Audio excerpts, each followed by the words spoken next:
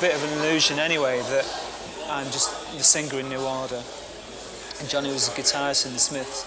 We're both songwriters, both of us are songwriters. I was producing a record by a Manchester group called Quando Quando, which was Mike Pickering, the Hacienda DJs group. And Johnny came to do a session on guitar. And I had produced a session and we just got on then. But we made no formal agreement to work together. We just got to know each other. And later on we agreed to work together.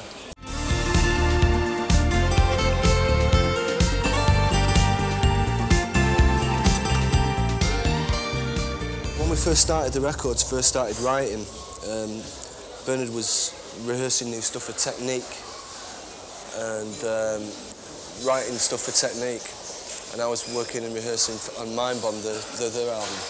And we were working on weekends, and we worked like really long weekends, and then split and do our various things during the week, then come back again and work on the weekend. And we got to, say, the first phase of that, the end of that phase, which was, say, 6-7 weeks of work. And then Bernard went to Spain to record Technique, and I went to London to do Mind Bomb. And then Bernard went to do an American tour. I think this is 1989. And I went to do a world tour.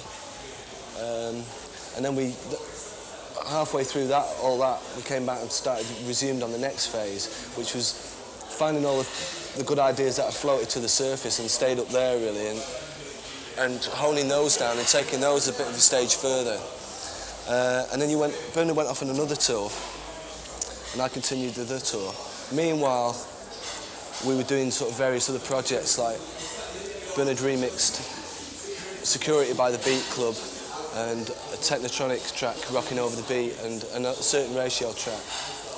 And I did some work with Stex and Pet Shop Boys on Behaviour. Anyway, that took us up to around the time we did our first gig, and then when we've done the first gig, we decided that to get the LP finished, we'd have to focus on it and come back and finish it all off, and that was the most intensive bit of work, really. And that was the last 6 months when we worked 2 weeks, say 11, 12, 13 days, and then we'd have a day or a day and a half off, and then work another 10 days and then have a day off. And so it's, 10 days a week, 8 days a week, sort of 24 hours a day, really. But that was the only way that we could finish off that last sort of phase.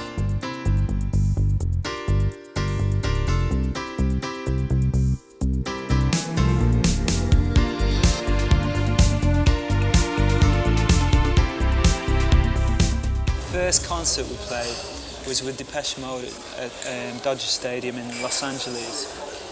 And we did that because we basically got a phone call off the group and they asked us to play a concert at Shea Stadium, and we thought it'd be a wacky thing to do for electronics for our first concert to be at Shea Stadium.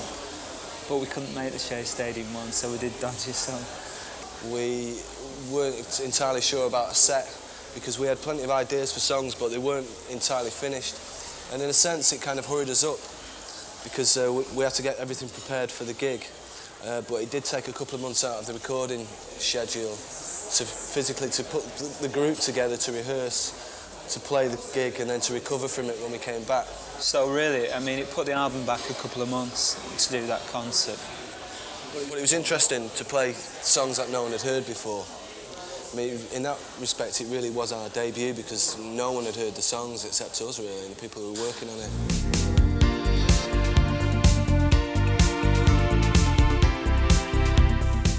The dubious distinction of being a supergroup for the 90s is up to us just with our records, really. I mean, I think there's one real misconception about the record, and that's that it's a refuge for famous people, because it certainly isn't.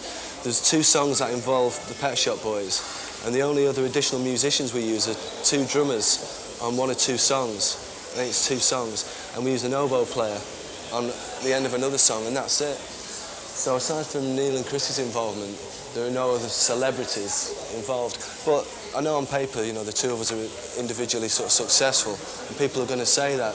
But people need to say something about us, and I think that's sort of probably the obvious one, and it's just for us to change, really.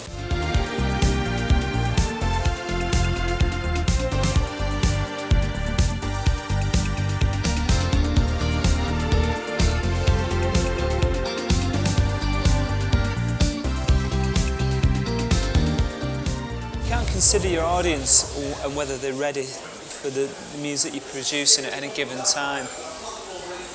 You can't do that because then it's still the way you think and the way you'd write. In fact, I think you would stop writing. You won't be able to write if you did that. All you can do is please yourself and interest yourself and hope that other people understand it.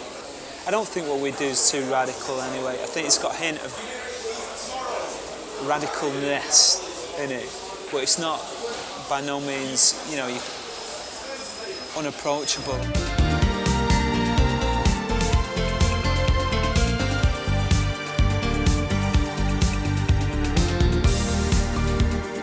We're going to try and intersperse electronic with new order and with other, and try and time it well. I don't think we're going to stop electronic, but we're not going to stop new order either. No, I mean, I think it'd be true to say that if electronic was very unsuccessful, then we'd still continue with electronic. We're not really, we're not trying to beat our back catalogue or compete with ourselves in any way, really.